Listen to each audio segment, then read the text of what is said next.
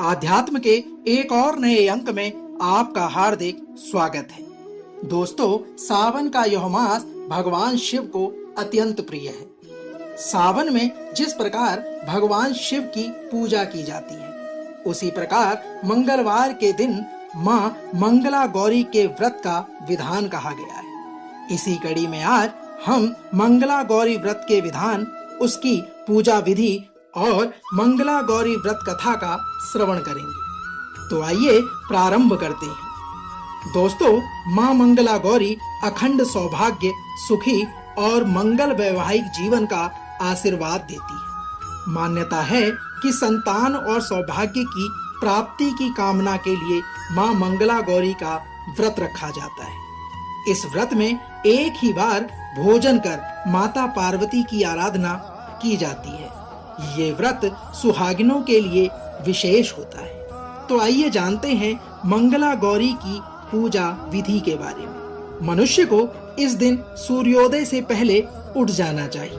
नहाकर साफ सुथरे वस्त्र धारण करने चाहिए। इस दिन एक ही बार अन्न ग्रहण करके पूरे दिन माता पार्वती की आराधना करनी चाहिए। चौकी पर लाल कपड़ा बिछाकर मां मंगला यानी माता पार्वती की प्रतिमा स्थापित करनी चाहिए और विधि विधान से माता पार्वती की पूजा करनी चाहिए। दोस्तों, अब आगे की तरफ प्रस्थान करते हैं और जानते हैं माता मंगला गौरी व्रत की कथा को। एक समय की बात है, एक शहर में धर्मपाल नाम का एक व्यापारी रहता था।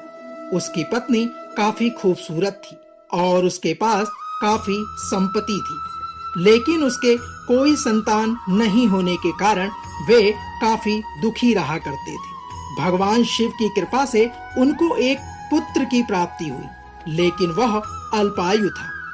उसे यह श्राप मिला था कि 16 वर्ष की उम्र में सांप काटने से उसकी मौत हो जाएगी।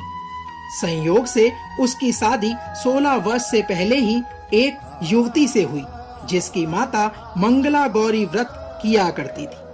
परिणाम स्वरूप उसने अपनी पुत्री के लिए एक ऐसे सुखी जीवन का आशीर्वाद प्राप्त किया था, जिसके कारण वह कभी विधवा नहीं हो सकती थी। इस वजह से धर्मपाल के पुत्र ने 100 साल की लंबी आयु प्राप्त की। इसी कारण से सभी नवविवाहिता महिलाएं इस पूजा को करती हैं तथा मंगला गौरी व्रत का पालन करती हैं और अपने लिए एक लंबी, सुखी तथा स्थायी वैवाहिक जीवन की कामना करती है।